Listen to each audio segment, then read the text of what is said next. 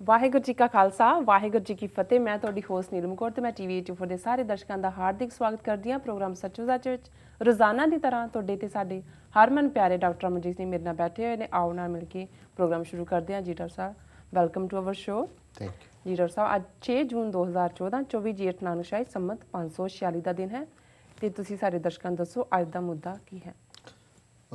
ਅੱਜ 6 ਜੂਨ ਦਾ ਦਿਨ ਹੈ। ਜੀ ਬੇਸ਼ੱਕ ਘੱਲੂਘਾਰੇ ਹਫ਼ਤੇ ਨਾਲ ਸੰਬੰਧਿਤ ਅਸੀਂ ਗੱਲਬਾਤ 1 ਜੂਨ ਤੋਂ ਲਗਾਤਾਰਤਾ ਨਾਲ ਕਰ ਰਹੇ ਹਾਂ, ਜੀ ਕਿਉਂਕਿ 1 ਜੂਨ ਨੂੰ ਹੀ CRPF ਦੀ ਫਾਇਰਿੰਗ ਨਾਲ ਹਰਿਮੰਦਰ ਸਾਹਿਬ ਦੀਆਂ ਪਰਿਕਰਮਾ 'ਚ ਸਿੱਖ ਸ਼ਰਧਾਲੂ ਸ਼ਹੀਦ ਹੋਏ ਸਨ।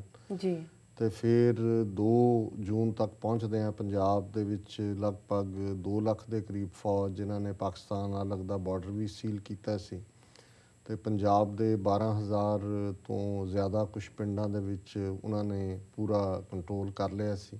ਜੀ 3 ਜੂਨ ਜਿਹੜਾ ਗੁਰੂ ਅਰਜਨ ਸਾਹਿਬ ਦਾ ਸ਼ਹੀਦੀ ਦਿਨ ਸੀ, ਉਸ ਦਿਨ ਜਿਹੜਾ ਸ਼ਹਿਰ ਦੇ ਵਿੱਚ ਕਰਫਿਊ ਲਾ ਕੇ ਔਰ ਸਾਰਾ ਬੱਸਾਂ ਗੱਡੀਆਂ ਪੈਦਲ ਤੁਰਨ ਤੱਕ ਤੇ ਵੀ ਪਾਬੰਦੀ ਸੀ। ਜੀ ਔਰ 3 ਤੇ 4 ਜੂਨ ਦੀ ਰਾਤ ਦੇ ਵਿਚਾਲੇ ਜਿਹੜਾ ਪਹਿਲਾ ਗੋਲਾ 4 ਜੂਨ ਦੇ ਸਵੇਰੇ ਅੰਮ੍ਰਿਤ ਵੇਲੇ ਹਰਿਮੰਦਰ ਸਾਹਿਬ ਵੱਲ ਜਿਹੜਾ ਉਹ ਦਾਗਿਆ ਗਿਆ। ਜੀ ਜੀ ਫਿਰ ਲਗਾਤਾਰਤਾ ਦੇ ਨਾਲ 4 ਜੂਨ ਦਾ ਸਾਰਾ ਦਿਨ, 4 ਜੂਨ ਦੀ ਸਾਰੀ ਰਾਤ, 5 ਜੂਨ ਦਾ ਸਾਰਾ ਦਿਨ ਤੇ 5 ਜੂਨ ਦੀ ਰਾਤ ਨੂੰ ਫਿਰ ਜਿਹੜਾ ਹਰਿਮੰਦਰ ਸਾਹਿਬ ਦੇ ਅੰਦਰ ਪਰਸਨਲ ਆਰਮਡ ਕੈਰੀਅਰਸ, ਜਿਨ੍ਹਾਂ ਨੂੰ PAC ਕਿਹਾ ਜਾਂਦਾ ਜੀ ਤੇ ਵਿਜਯੰਤਾ ਟੈਂਕ, ਜਿਨ੍ਹਾਂ ਦੀ ਗਿਣਤੀ 7 ਤੋਂ 10 ਤੱਕ ਹੁੰਦੀ ਹੈ। ਮਿਨੀਮਮ 7 ਕੋਟ ਹੁੰਦੇ ਨੇ ਪਰ 10 ਵੀ ਕਹਿ ਜਾਂਦੇ ਨੇ। ਜੀ ਜਿਨ੍ਹਾਂ ਦੀਆਂ ਜਿਹੜੀਆਂ ਬੜੀਆਂ ਪਾਵਰਫੁਲ ਗਨਸ ਹੁੰਦੀਆਂ ਨੇ, ਜਿਹੜੀਆਂ ਟੈਂਕਸ ਦੇ ਉੱਤੇ ਵਿਜੰਤਾ ਟੈਂਕਸ ਤੇ ਨੇ, ਉਹਨਾਂ ਦੇ ਨਾਲ ਅਕਾਲ ਤਖਤ ਸਾਹਿਬ ਦੇ ਉੱਤੇ ਸਿੱਧੀ ਫਾਇਰਿੰਗ ਕੀਤੀ ਗਈ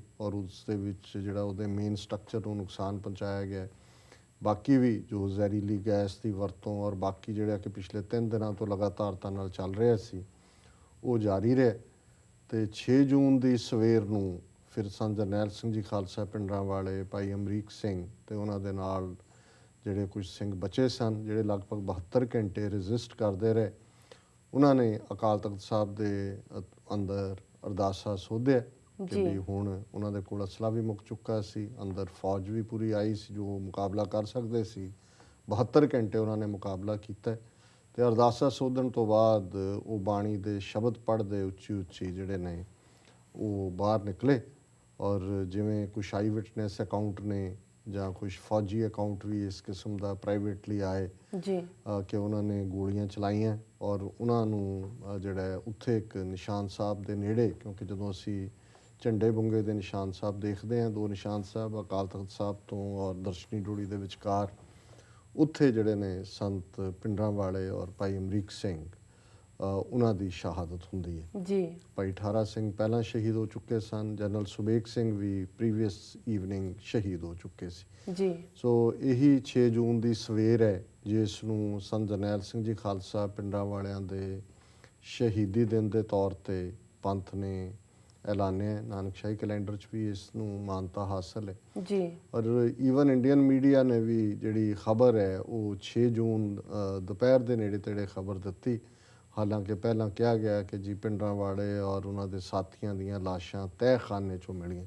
ਸੋ ਉਹ ਤਹਿਖਾਨਾ ਜਾਂ ਸੁਰੰਗ ਜਾਂ ਇਹ ਸ਼ਬਦ ਇਸ ਲਈ ਇਸਤੇਮਾਲ ਕਰ ਰਹੇ ਸੀ ਜਿਵੇਂ ਦੱਸਣ ਕਿ ਜਿਵੇਂ ਬਹੁਤ ਵੱਡੀ ਫੌਜ ਔਰ ਬਹੁਤ ਵੱਡੇ ਕਿਲੇ ਦੇ ਵਿੱਚ ਉਹਨਾਂ ਦਾ ਕਿਸੇ ਨਾਲ ਮੁਕਾਬਲਾ ਸੀ ਜਿੱਥੇ ਕਿ ਫੌਜ 72 ਘੰਟੇ ਨਹੀਂ ਵੜ ਸਕੀ। ਜੀ ਹਾਲਾਂਕਿ ਅਸੀਂ ਸਮਝਦੇ ਹਾਂ ਵੀ ਸੰਤ ਪਿੰਡਰਾਂ ਵਾਲਿਆਂ ਨੇ ਆਪਣੀ ਪ੍ਰੀਤ ਗੁਰੂ ਦੇ ਨਾਲ ਪੁਗਾਈ। ਜੀ ਜੀ ਔਰ ਜਿਹੜਾ ਇਤਿਹਾਸ ਦੀ ਲਗਾਤਾਰਤਾ ਹੈ, ਜਦੋਂ ਅਸੀਂ ਬੀਤੇ ਸਮੇਂ ਨੂੰ ਦੇਖਦੇ ਹਾਂ, ਬਾਬਾ ਦੀਪ ਸਿੰਘ ਸ਼ਹੀਦ ਜਿਨ੍ਹਾਂ ਨੇ 10ਵੇਂ ਪਾਤਸ਼ਾਹ ਤੋਂ ਅੰਮ੍ਰਿਤਪਾਨ ਕੀਤਾ ਸੀ, ਬਾਬਾ ਬੰਦਾ ਸਿੰਘ ਬਹਾਦਰ ਦੀਆਂ ਮੁੱਢਲੀਆਂ ਜਿੱਤਾਂ ਵੇਲੇ ਉਹਨਾਂ ਦੇ ਨਾਲ ਸੀ। ਫਿਰ ਉਹ ਦਮਦਮਾ ਸਾਹਿਬ ਸੈਟਲ ਹੋ ਗਏ ਐਜ਼ ਏ ਸਕਾਲਰ।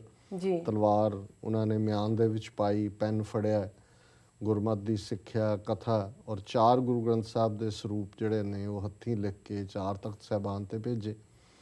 ਪਰ ਜਦੋਂ ਉਹਨਾਂ ਦੇ ਕੰਨਾਂ 'ਚ ਆਵਾਜ਼ ਪਈ ਕਿ ਅਹਿਮਦ ਸ਼ਾਹ ਅਬਦਾਲੀ, ਉਸ ਦਾ ਜਰਨੈਲ ਜਹਾਨ ਖਾਨ, ਉਹਨਾਂ ਨੇ ਹਰਿਮੰਦਰ ਸਾਹਿਬ 'ਤੇ ਕਬਜ਼ਾ ਕਰ ਲਿਆ ਔਰ ਅਪਮਾਨਿਤ ਕਰ ਰਹੇ ਨੇ, ਸੋ ਉਦੋਂ ਹੀ ਉਹ 75-76 ਸਾਲ ਦਾ ਬਿਰਧ ਬਾਬਾ ਅਰਦਾਸਾ ਸੋਧ ਕੇ ਜਿੰਨੇ ਕੁ ਵੀ ਸਿੰਘ ਲਾਗੇ ਸੀ ਉਹਨਾਂ ਨੂੰ ਕਿਹਾ ਆਓ ਭਾਈ ਸ਼ਹੀਦੀ ਪਾਉਣ ਚੱਲੀਏ। ਜੀ ਔਰ ਉਹ ਤੁਰ ਪਏ ਜਦੋਂ ਤੱਕ ਉਹ, ਕਿਉਂਕਿ ਉਹਨਾਂ ਜ਼ਮਾਨਿਆਂ 'ਚ ਕੋਈ ਫਾਸਟ ਮੂਵਿੰਗ ਵਹੀਕਲ ਤਾਂ ਨਹੀਂ ਸਨ। ਸੋ ਜਦੋਂ ਤੱਕ ਉਹ ਪਹੁੰਚਦੇ ਨੇ ਤਰਨਤਾਰਨ ਦੇ ਨੇੜੇ ਤੱਕ, ਤੇ ਅਸੀਂ ਦੇਖਦੇ ਹਾਂ ਕਿ 5000 ਦੇ ਕਰੀਬ ਉਹਨਾਂ ਦੇ ਨਾਲ ਸਿੰਘ ਜੁੜ ਜਾਂਦੇ ਨੇ।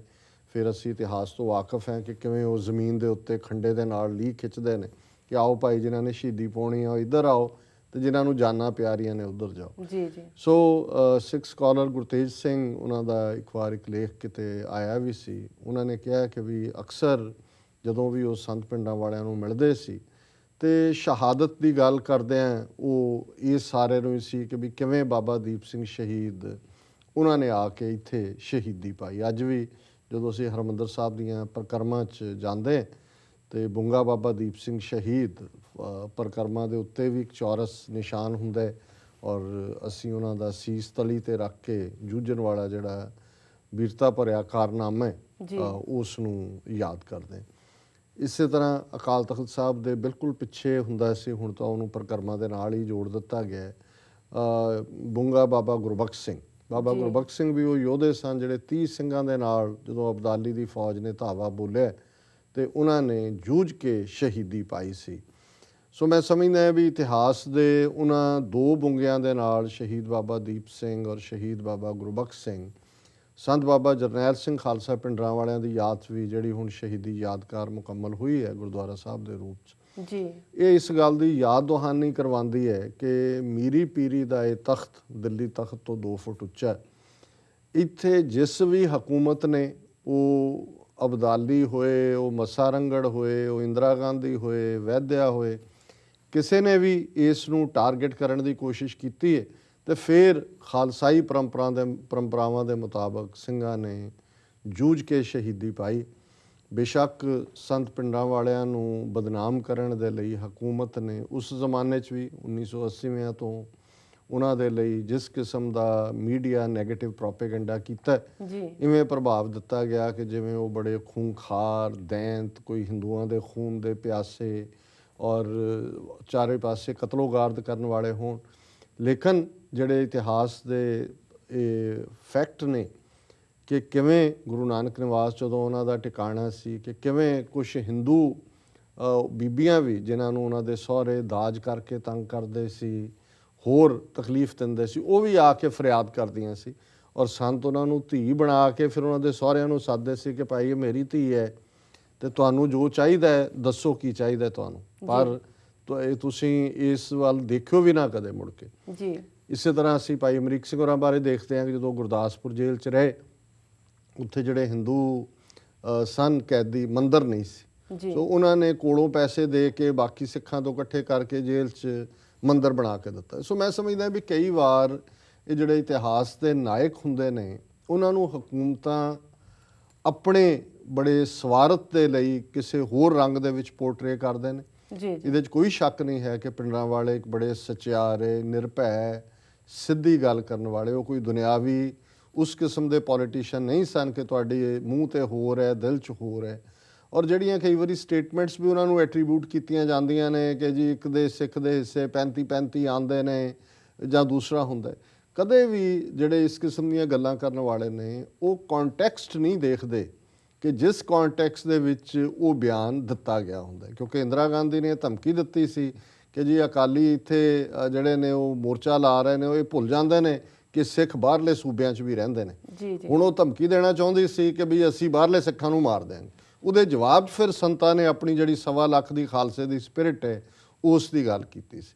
ਸੋ ਅਸੀਂ ਸਮਝਦੇ ਹਾਂ ਵੀ ਸੰਤ ਜਰਨੈਲ ਸਿੰਘ ਖਾਲਸਾ ਪਿੰਡਾਂ ਵਾਲੇ 20ਵੀਂ ਸਦੀ ਦੇ ਉਹ ਮਹਾਨ ਸਿੱਖ ਸ਼ਹੀਦ ਨੇ ਜਿਨ੍ਹਾਂ ਨੂੰ ਹਕੂਮਤ ਨੇ ਟਿੱਲ ਲਾਇਆ ਕਿ ਉਹ ਉਹਨਾਂ ਨੂੰ ਬਦਨਾਮ ਕਰਨ, ਉਹਨਾਂ ਨੂੰ ਇੱਕ ਟੈਰਰਿਸਟ, ਫੈਨੇਟਿਕ, ਕਦੇ ਆਇਤੁੱਲਾ ਖਮੀਨੀ ਦੇ ਨਾਲ ਕੰਪੈਰੀਜ਼ਨ, ਕਦੇ ਦੂਸਰੇ ਦੇ ਨਾਲ। ਔਰ ਮੈਂ ਸਮਝਦਾ ਵੀ ਜਿਹੜੇ ਇਤਿਹਾਸ ਦੇ ਫੈਕਟ ਨੇ, ਜਿਵੇਂ ਦੋ ਜਿਹੜੇ ਪੱਤਰਕਾਰ BBC ਦਾ ਬਿਊਰੋ ਚੀਫ ਸੀ ਦਿੱਲੀ ਦੇ ਵਿੱਚ, ਮਾਰਕ ਟਲੀ ਔਰ ਸਤੀਸ਼ ਜੈਕਬ, ਉਹਨਾਂ ਨੇ ਕਿਤਾਬ ਲਿਖੀ ਹੈ ਅੰਮ੍ਰਿਤਸਰ ਮਿਸਿਸ ਗਾਂਧੀਜ਼ ਲਾਸਟ ਬੈਟਲ। ਉਹਦੇ 'ਚ ਉਹ ਅਖੀਰਲਾ ਇੰਟਰਵਿਊ ਉਹਨਾਂ ਨੇ ਸ਼ਾਇਦ ਸੰਤਾਂ ਨੂੰ 1 ਜੂਨ ਨੂੰ ਕੀਤਾ ਹੈ, ਮੈਨੂੰ ਹੁਣ ਡੇਟ ਯਾਦ ਨਹੀਂ ਹੈ, ਜਾਂ 2 ਜੂਨ ਦਾ ਹੈ ਜਾਂ 31 ਮਈ ਦਾ, ਅਤੇ ਉਹਦੇ 'ਚ ਉਹਨਾਂ ਨੂੰ ਸ਼ਾਇਦ 1 ਜੂਨ ਦਾ ਹੋਏਗਾ। ਉਹਦੇ 'ਚ ਉਹਨਾਂ ਨੂੰ ਪੁੱਛ ਰਿਹਾ ਮਾਰਕ ਟਲੀ ਕਿ ਵੀ 4 ਚੁਫੇਰੇ ਫੌਜ ਆ ਗਈ ਹੈ ਪੰਜਾਬ 'ਚ, ਅੰਮ੍ਰਿਤਸਰ ਹਰਿਮੰਦਰ ਸਾਹਿਬ ਨੂੰ ਵੀ ਘੇਰ ਲਿਆ, ਤੁਹਾਡੇ ਜਿੱਤਣ ਦਾ ਕੋਈ ਸਕੋਪ ਨਹੀਂ ਹੈ, ਤੇ ਕੀ ਤੁਹਾਨੂੰ ਮੌਤ ਤੋਂ ਡਰ ਨਹੀਂ ਲੱਗਦਾ? ਤੇ ਉਹ ਅੰਗਰੇਜ਼ੀ ਦੇ ਵਿੱਚ ਜਿਹੜੇ ਸੰਤਾਂ ਦੇ ਸ਼ਬਦ ਨੇ ਉਹਨਾਂ ਨੂੰ ਕੋਟ ਅਨਕੋਟ ਕਹਿੰਦਾ ਹੈ, ਉਹਦੇ ਚ ਦਿੰਦਾ ਹੈ। ਸੰਤਾਂ ਨੇ ਕਿਹਾ, ਇਹ Sikh is not afraid of death ਜੀ ਜੀ and whoever is afraid of death is not a Sikh. ਜੀ ਬਿਲਕੁਲ ਕਿ ਇੱਕ ਸਿੱਖ ਮੌਤ ਤੋਂ ਨਹੀਂ ਡਰਦਾ ਹੈ, ਤੇ ਜਿਹੜਾ ਮੌਤ ਤੋਂ ਡਰਦਾ ਹੈ ਉਹ ਸਿੱਖ ਨਹੀਂ। ਔਰ ਜਿਹੜੀ ਉਹਨਾਂ ਦੀ ਇਹ ਕੋਟ ਅੱਜ ਦੁਨੀਆ ਭਰ ਦੇ ਵਿੱਚ ਸਾਡੇ ਲਈ ਪ੍ਰੇਰਨਾ ਸਰੋਤ ਹੈ, ਜਿਹਨੂੰ ਅੰਗਰੇਜ਼ੀ 'ਚ ਲਿਖਿਆ ਹੁੰਦਾ ਬੜੇ ਬੜੇ ਪੋਸਟਰਸ ਕਿ ਸਰੀਰਕ ਮੌਤ ਨੂੰ ਮੈਂ ਮੌਤ ਨਹੀਂ ਮੰਨਦਾ, ਜ਼ਮੀਰ ਦਾ ਮਰ ਜਾਣਾ ਹੀ ਮੌਤ ਹੈ। ਇਹ ਬਹੁਤ ਵੱਡੀ ਸਟੇਟਮੈਂਟ ਹੈ, ਬਹੁਤ ਵੱਡੀ ਗੱਲ ਹੈ ਕਿ ਸਰੀਰ ਕਰਕੇ ਤਾਂ ਜੋ ਆਇਆ ਸੋ ਚੱਲ ਸੀ, ਸਭ ਕੋਈ ਆਈ ਬਾਰੀ ਹੈ। ਇਹ ਤੇ ਅਕਾਲ ਪੁਰਖ ਦੇ ਭਾਣੇ 'ਚ ਹੈ, ਜਦੋਂ ਕੋਈ ਕਦੋਂ ਕੱਲੇ ਆਵੇ ਨਾਨਕ ਸੱਦੇ ਉੱਠੀ ਜਾਏ।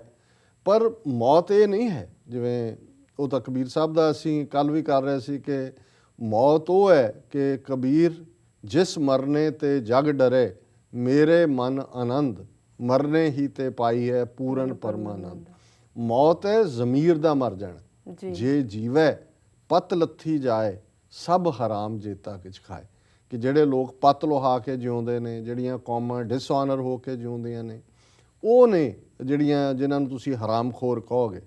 ਸੋ ਉਹ ਜਿਉਣਾ ਜਿਹੜਾ ਹਰਾਮ ਹੈ, ਉਹ ਲੋਕ ਧਰਤੀ ਤੇ ਬੋਝ ਹੁੰਦੇ ਨੇ। ਜਿਹੜੇ ਲੋਕ ਅਣਖ ਨਾਲ ਜਿਉਂਦੇ ਨੇ, ਔਰ ਇਹ ਟੀਪੂ ਸੁਲਤਾਨ ਜਿਹੜਾ ਇੱਕ ਬੜਾ ਵੱਡਾ ਯੋਧਾ ਹੋਇਆ ਕਰਨਾਟਕਾ ਦਾ, ਉਹਦੀ ਇਹ ਕੋਟ ਹੈ। ਉਹਨੇ ਕਿਹਾ ਕਿ ਵੀ ਗਿੱਦੜ ਦੀ 100 ਸਾਲ ਦੀ ਜ਼ਿੰਦਗੀ ਨਾਲੋਂ ਸ਼ੇਰ ਦੀ ਇੱਕ ਦਿਨ ਦੀ ਜ਼ਿੰਦਗੀ ਜ਼ਿਆਦਾ ਕੀਮਤੀ ਹੈ ਜੀ, ਔਰ ਉਹ ਜ਼ਿਆਦਾ ਅਹਿਮੀਅਤ ਰੱਖਦੀ ਹੈ। ਸੋ ਜ਼ਾਹਰ ਹੈ ਸ਼ੇਰ ਅਣਖ ਦੇ ਨਾਲ ਜਿਉਂਦਾ ਹੈ, ਉਹ ਕਿਸੇ ਦੇ ਖੌਫ 'ਚ ਨਹੀਂ ਹੁੰਦਾ, ਕਿਸੇ ਦੇ ਡਰ 'ਚ ਨਹੀਂ ਹੁੰਦਾ, ਬਾਦਸ਼ਾਹ ਹੁੰਦਾ। ਤੇ ਸਿੱਖ ਦਾ ਕਰੈਕਟਰ ਵੀ ਇਹੀ ਹੈ। ਔਰ ਸੰਤ ਪਿੰਡਰਾਂ ਵਾਲਿਆਂ ਦੀਆਂ ਜੇ ਤੁਸੀਂ ਸਪੀਚਸ ਸੁਣੋ ਤੇ ਰਿਪੀਟਡਲੀ ਉਹ ਇਹੀ ਕਹਿੰਦੇ ਸੀ ਕਿ ਭਾਈ ਤੁਸੀਂ ਕਿਹਦੇ ਪੁੱਤਰ ਹੋ? ਗੁਰੂ ਗੋਬਿੰਦ ਸਿੰਘ ਦੇ ਪੁੱਤਰ ਹੋ, ਤੁਸੀਂ ਸ਼ੇਰ ਹੋ, ਸਿੰਘ ਹੋ, ਤੇ ਤੁਸੀਂ ਭੇਡਾਂ 'ਚ ਰਲੇ ਹੋਏ ਹੋ। ਕਹਿੰਦੇ ਮੈਂ ਤਾਂ ਇਹ ਕਰਦਾ ਜਿਵੇਂ ਇੱਕ ਸ਼ੇਰ ਦਾ ਬੱਚਾ ਜਾ ਕੇ ਭੇਡਾਂ 'ਚ ਰਲ ਗਿਆ, ਤੇ ਜਦੋਂ ਸ਼ੇਰ ਆਇਆ ਉਹਨੇ ਉਹ ਵੀ ਭੱਜ ਪਿਆ ਜਿਵੇਂ ਭੇਡਾਂ ਦੌੜੀਆਂ, ਉਹਨੂੰ ਜਾ ਕੇ ਘੇਰ ਲਿਆ, ਉਹਨੂੰ ਲਿਆਇਆ ਖੂਹ ਦੇ ਅੱਗੇ ਆ ਕੇ, ਉਸ ਨੂੰ ਆਪ ਉਹਨੇ ਜਦੋਂ ਸ਼ੇਰ ਨੇ ਦਹਾੜ ਮਾਰੀ, ਆਵਾਜ਼ ਸਾਰੇ ਖੂਹ 'ਚ ਵੀ ਗਿੰਜੀ, ਤਾਂ ਉਹਨੂੰ ਵੀ ਖਿਆਲ, ਉਹਨੇ ਵੀ ਫਿਰ ਜਵਾਬ ਦਿੱਤਾ। ਉਹਨੂੰ ਲੱਗਾ ਮੈਂ ਤਾਂ ਸ਼ੇਰ ਦਾ ਬੱਚਾ। ਉਹਨੇ ਕਿਹਾ ਵੀ ਬਸ ਇੰਨਾ ਹੀ ਮੇਰਾ ਕੰਮ ਹੈ। ਤੁਸੀਂ ਗੁਰੂ ਦੇ ਪੁੱਤਰ ਪੁੱਤਰੀਆਂ ਹੋ, ਪਰ ਤੁਸੀਂ ਗਿੱਦੜਾਂ 'ਚ ਰਲੇ ਹੋਏ ਹੋ। ਤੁਸੀਂ ਆਪਣੇ ਬਾਣੇ ਤੋਂ, ਪੰਜ ਕਕਾਰਾਂ ਤੋਂ, ਸਿੱਖੀ ਸਰੂਪ ਤੋਂ ਜਿਹੜਾ ਹੈ ਉਹ ਦੂਰ। ਜਦੋਂ ਵੀ ਕਿਸੇ ਨੇ ਆ ਕੇ ਕਹਿਣਾ ਕਿ ਜੀ ਮੈਂ ਤੁਹਾਨੂੰ ਬਹੁਤ ਪਿਆਰ ਕਰਦਾ, ਤੁਹਾਡਾ ਬਹੁਤ ਸਤਿਕਾਰ ਕਰਦਾ, ਜੋ ਸਿੱਖੀ ਸਰੂਪ 'ਚ ਨਹੀਂ ਹੈ, ਤਾਂ ਉਹਨਾਂ ਨੇ ਕਹਿਣਾ ਕਿ ਤੂੰ ਮੇਰਾ ਭਰਾ ਬਣੇਗਾ। ਜੇ ਮੇਰਾ ਭਰਾ ਬਣਨਾ ਹੈ ਤਾਂ ਫਿਰ ਇਸ ਗੁਰੂ ਦੇ ਹੁਕਮ ਨੂੰ ਮੰਨ, ਖਾਲਸਾਈ ਸਰੂਪ 'ਚ ਆ, ਔਰ ਇਸ ਜੀਵਨ ਨੂੰ ਅਸੀਂ ਸਮਝਦੇ ਹਾਂ ਵੀ ਸੰਤ ਭਿੰਡਰਾਂ ਵਾਲਿਆਂ ਨੇ ਅਣਖ ਦੇ ਨਾਲ ਜਿਉਣ ਦਾ ਵੱਲ ਜਿਹੜਾ ਖਾਲਸੇ ਦਾ ਆਦਰਸ਼ ਹੈ, ਉਹ 20ਵੀਂ ਸਦੀ ਦੇ ਵਿੱਚ ਮੂਰਤੀਮਾਨ ਕੀਤਾ। ਔਰ ਉਹਨਾਂ ਦੇ ਸ਼ਬਦ ਅੱਜ ਵੀ ਇਹ ਫਿਜ਼ਾ ਦੇ ਵਿੱਚ ਗੂੰਜਦੇ ਨੇ ਕਿ ਇਹ ਸਾਡੀਆਂ ਮੰਗਾਂ ਨਹੀਂ, ਹੱਕ ਨੇ।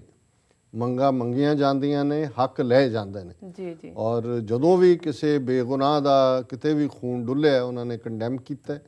ਪਰ ਜਿਹੜੇ ਜੂਝ ਕੇ ਸਿੰਘਾਂ ਨੇ ਇੱਕ ਪੰਥ ਦੇ ਲਈ ਜਿਹੜੀ ਹੈ ਉਹ ਕੁਰਬਾਨੀ ਕੀਤੀ, ਅੱਗੇ ਆਏ, ਉਦੋਂ ਉਹਨਾਂ ਨੇ ਫਿਰ ਪੰਥ ਨੂੰ ਵੰਗਾਰਿਆ ਕਿ ਖਾਲਸਾ ਜੀ ਸ਼ਹੀਦਾਂ ਦੇ ਖੂਨ ਦਾ ਹੱਕ ਲੈਣੇ। ਜੀ। ਕਿ ਜਦੋਂ ਕਿਸੇ ਸ਼ਹੀਦ ਦਾ ਖੂਨ ਡੁੱਲਦਾ ਜਿਹੜਾ ਕੌਮ ਦੇ ਲਈ ਹੈ, ਫਿਰ ਜੇ ਤੁਸੀਂ ਉਸ ਡੁੱਲੇ ਖੂਨ ਦਾ ਜਿਹੜਾ ਉਹ ਹੱਕ ਨਹੀਂ ਲੈਂਦੇ, ਉਸ ਦੇ ਲਈ ਜਿਸ ਗੱਲ ਲਈ ਖੂਨ ਡੁੱਲੇ ਉਸ ਮਕਸਦ ਨੂੰ ਹਾਸਲ ਨਹੀਂ ਕਰਦੇ, ਤੇ ਫਿਰ ਤੁਸੀਂ ਦੇਣਦਾਰ ਹੋ। ਔਰ ਇਹੀ ਮੈਂ ਸਮਝਦਾ ਵੀ ਅੱਜ ਜਦੋਂ ਸਮੁੱਚੀ ਦੁਨੀਆ ਭਰ ਦੇ ਵਿੱਚ 6 ਜੂਨ ਦਾ ਦਿਨ ਸੰਤ ਜਰਨੈਲ ਸਿੰਘ ਖਾਲਸਾ ਪਿੰਡਰਾਂ ਵਾਲੇ, ਜਨਰਲ ਸੁਬੇਗ ਸਿੰਘ, ਭਾਈ ਅਮਰੀਕ ਸਿੰਘ ਔਰ ਹਜ਼ਾਰਾਂ ਉਹ ਬੇਗੁਨਾਹ ਸ਼ਰਧਾਲੂ ਜਿਹੜੇ ਕਿ ਪੰਜਵੇਂ ਪਾਤਸ਼ਾਹ ਦਾ ਸ਼ਹੀਦੀ ਦਿਨ ਮਨਾਉਣ ਦੇ ਲਈ ਹਰਿਮੰਦਰ ਸਾਹਿਬ ਆਏ, ਤਰਨ ਤਾਰਨ ਸਾਹਿਬ ਆਏ, ਗੁਰਦੁਆਰਾ ਦੂਖ ਨਿਵਾਰਨ ਸਾਹਿਬ ਪਟਿਆਲਾ ਆਏ, ਮੁਕਤਸਰ ਸਾਹਿਬ ਆਏ, ਕਦੇ ਵਾਪਸ ਨਹੀਂ ਪਰਤ ਸਕੇ ਜੀ। ਉਹਨਾਂ ਸਾਰਿਆਂ ਨੂੰ ਅਸੀਂ ਅਕੀਦਤ ਦੇ ਫੁੱਲ ਭੇਟ ਕਰਦੇ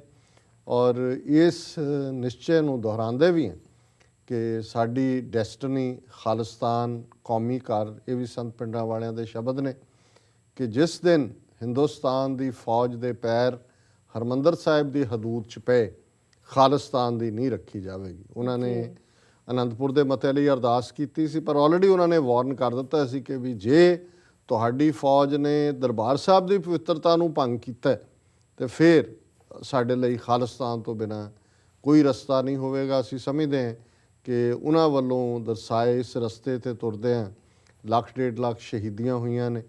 ਸਰਕਾਰ ਨੇ ਸਾਰੇ ਕੋਝੇ ਹੱਥਕੰਡੇ ਅਪਣਾਏ, ਕਿਸ ਤਰੀਕੇ ਨਾਲ ਅੱਜ ਪੰਜਾਬ ਦੀ ਜਵਾਨੀ ਨੂੰ ਨਸ਼ਿਆਂ ਦੇ ਹਵਾਲੇ ਕਰ ਦਿੱਤਾ ਹੈ।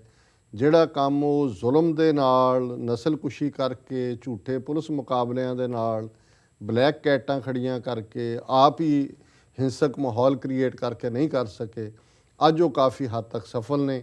60% ਤੋਂ ਜ਼ਿਆਦਾ ਨੌਜਵਾਨ, 40-50% ਸਾਡੀਆਂ ਬੱਚੀਆਂ ਜੀ ਇੰਨੇ ਯੰਗ 12-12 13-13 ਸਾਲਾਂ ਦੇ ਅੱਜ ਸਮੈਕ, ਕਰੈਕ ਕੋਕੇਨ ਔਰ ਇਹ ਸਾਰੇ ਪੰਜਾਬ ਦੀ ਕੰਟਰੀ ਸਾਈਡ 'ਚ ਇੱਕ ਪਿੰਡ 'ਚ 3-3 ਕੈਮਿਸਟਾਂ ਦੀਆਂ ਖੁੱਲੀਆਂ ਦੁਕਾਨਾਂ ਕੀ ਕਰਦੀਆਂ ਨੇ। ਜੀ ਔਰ ਇਹ ਜਿਹੜਾ ਚੈਲੰਜ ਹੈ ਸਾਡੇ ਲਈ ਬਹੁਤ ਵੱਡਾ ਚੈਲੰਜ ਹੈ, ਪਰ ਕੌਮ ਜਿਹੜੀ ਹੈ ਉਹ ਇਸ ਰਸਤੇ ਤੇ ਮਜ਼ਬੂਤੀ ਦੇ ਨਾਲ ਆਜ਼ਾਦੀ ਦੇ ਰਸਤੇ ਤੇ ਤੁਰ ਰਹੀ ਹੈ। ਔਰ ਇਸ ਨੂੰ ਅਸੀਂ ਸਮਝਦੇ ਹਾਂ ਕਿ ਸਾਡਾ ਫੇਥ ਆਪਣੇ ਨਿਸ਼ਾਨੇ ਲਈ ਉਹ ਅਡਿੱਗ ਹੋਣਾ ਚਾਹੀਦਾ ਹੈ, ਅਡੋਲ ਹੋਣਾ ਚਾਹੀਦਾ ਹੈ। ਜੀ ਔਰ ਇਹੀ 10ਵੇਂ ਪਾਤਸ਼ਾਹ ਨੇ ਸਾਨੂੰ ਸਿਖਾਇਆ ਹੈ ਕਿ ਨਿਸ਼ਚੈ ਕਰ ਆਪਣੀ ਜੀਤ ਕਰੋ। ਇਸ ਗੱਲ ਦੇ ਉੱਤੇ ਵਿਸ਼ਵਾਸ, ਇਸ ਗੱਲ ਦੇ ਉੱਤੇ ਭਰੋਸਾ ਕਿ ਅਸੀਂ ਫਤਿਹ ਯਾਬੀ ਲੈਣੀ ਹੈ, ਅਸੀਂ ਫਤਿਹ ਹਾਸਲ ਕਰਨੀ ਹੈ, ਅਸੀਂ ਜਿੱਤਣਾ। ਤੇ ਫਿਰ ਇਹ ਅੰਗਰੇਜ਼ੀ 'ਚ ਵੀ 19ਵੀਂ ਸਦੀ 'ਚ ਯਹੂਦੀਆਂ ਨੇ ਇਹ ਸਲੋਗਨ ਦਿੱਤਾ ਸੀ, you will it you win it. ਜੀ ਕਿਉਂਕਿ ਜਿਹੜੀਆਂ ਲੜਾਈਆਂ ਨੇ, ਜਿੱਤੀਆਂ ਹਾਰੀਆਂ ਤੁਹਾਡੇ ਦਿਮਾਗ ਦੇ ਵਿੱਚ ਜਾਂਦੀਆਂ। ਜਦੋਂ ਤੁਸੀਂ ਇਰਾਦਾ ਕਰ ਲੈਂਦੇ ਹੋ ਕਿ ਤੁਸੀਂ ਜਿੱਤਣਾ, ਇੱਕ ਜਨਰੇਸ਼ਨ, 2 ਜਨਰੇਸ਼ਨ, 18ਵੀਂ ਸਦੀ 'ਚ ਮੁਗਲ ਔਰ ਅਫਗਾਨ ਕੋਈ ਛੋਟੀਆਂ ਤਾਕਤਾਂ ਨਹੀਂ ਸੀ। ਜਦੋਂ ਅੰਗਰੇਜ਼ਾਂ ਦੇ ਖਿਲਾਫ ਸਾਡੇ ਯੋਧੇ ਖਲੋਤੇ, ਅੰਗਰੇਜ਼ ਉਹਨਾਂ ਦਾ ਰਾਜ ਸੀ ਜਿਨ੍ਹਾਂ ਦੇ ਰਾਜ ਕਦੇ ਸੂਰਜ ਡੁੱਬਦਾ ਨਹੀਂ ਸੀ। ਜੀ ਪਰ ਅਲਟੀਮੇਟਲੀ ਜਿਹੜੀ ਤੁਹਾਡੀ ਦ੍ਰਿੜਤਾ ਹੈ ਔਰ ਸੱਚਾਈ ਹੈ, ਇਹੀ ਸਿੱਖ ਹੋਣ ਦਾ ਮਤਲਬ ਹੈ। ਸਿੱਖ ਸੱਚ ਦਾ ਪਹਿਰੇਦਾਰ ਹੈ, ਸੱਚ ਦੀ ਖੇਡ ਦਾ ਜਿਹੜਾ ਉਹ ਖਿਡਾਰੀ ਹੈ। ਗੁਰੂ ਨਾਨਕ ਸਾਹਿਬ ਦੇ ਇਹਨਾਂ ਸ਼ਬਦਾਂ ਦੇ ਨਾਲ ਮੈਂ ਫਿਰ ਇਸ ਘੱਲੂਘਾਰਾ 84 ਦੇ ਸਮੂਹ ਸ਼ਹੀਦ ਸਿੰਘਾਂ ਸਿੰਘਣੀਆਂ, ਭੁਜੰਗੀ ਭੁਜੰਗਣਾਂ ਨੂੰ ਅਕੀਦਤ ਦੇ ਫੁੱਲ ਭੇਟ ਕਰਦੇ ਜੀ ਕਿ ਜੋ ਤੋ ਪ੍ਰੇਮ ਖੇਲਨ ਕਾ ਚਾਓ, ਸਿਰ ਧਰ ਤਲੀ ਗਲੀ ਮੇਰੀ ਆਓ, ਇਤ ਮਾਰਗ ਪੈਰ ਧਰੀਜੈ, ਸਿਰ ਦੀਜੈ ਕਾਣ ਨਾ ਕੀਜੈ। ਕਿ ਜੇ ਤੈਨੂੰ ਪਿਆਰ ਦੀ ਖੇਡ ਖੇਡਣ ਦਾ ਸ਼ੌਕ ਹੈ ਤਾਂ ਸਿਰ ਨੂੰ ਤਲੀ ਤੇ ਰੱਖ ਲੈ ਤੇ ਮੇਰੀ ਗਲੀ ਵਿੱਚ ਆ ਜਾ। ਇਸ ਰਸਤੇ ਤੇ ਜਿਸ ਨੇ ਵੀ ਪੈਰ ਪਾਇਆ ਉਹਨੇ ਸਿਰ ਦੇ ਦਿੱਤਾ, ਪਿੱਠ ਨਹੀਂ ਦਿਖਾਈ ਹੈ। ਜੀ ਜੀ ਸੰਤ ਭਿੰਡਰਾਂਵਾਲੇ ਔਰ ਉਹਨਾਂ ਦੇ ਸਾਥੀ ਸਿੰਘ ਜਿਹੜੇ ਨੇ, ਉਹਨਾਂ ਨੇ ਪ੍ਰੇਮ ਦੀ ਖੇਡ ਦੇ ਵਿੱਚ ਗੁਰੂ ਕੀ ਗੋਦ ਹਾਸਲ ਕੀਤੀ ਹੈ। ਔਰ ਇਹੀ ਸਾਡੀ ਅਸਲੀ ਟ੍ਰਿਬਿਊਟ ਹੋਏਗੀ ਜੀ ਕਿ ਸ਼ਹੀਦਾਂ ਦੇ ਖੂਨ ਦਾ ਹੱਕ ਲੈਣਾ, ਕਿ ਅਸੀਂ ਬਣਦਾ ਆਪਣਾ ਯੋਗਦਾਨ ਕੌਮੀ ਘਰ ਦੇ ਸੰਘਰਸ਼ ਦੇ ਵਿੱਚ ਪਾਈਏ। ਜੀ ਇਹੀ ਸਾਡਾ ਯਾਦ ਕਰਨਾ ਹੋਏਗਾ ਇਸ ਦਿਨ ਨੂੰ। ਜੀ ਡਾਕਟਰ ਸਾਹਿਬ, ਤੁਹਾਡਾ ਬਹੁਤ ਬਹੁਤ ਸ਼ੁਕਰੀਆ। ਇਸ ਨਾਲ ਲੈਣੇ ਬ੍ਰੇਕ। ਦਰਸ਼ਕੋ, ਤੁਸੀਂ ਸਾਡੇ ਨਾਲ ਇਸ ਤਰ੍ਹਾਂ ਹੀ ਬਣੇ ਰਹੋ। ਮਿਲਦੇ ਹਾਂ ਛੋਟੇ ਬ੍ਰੇਕ ਤੋਂ ਬਾਅਦ।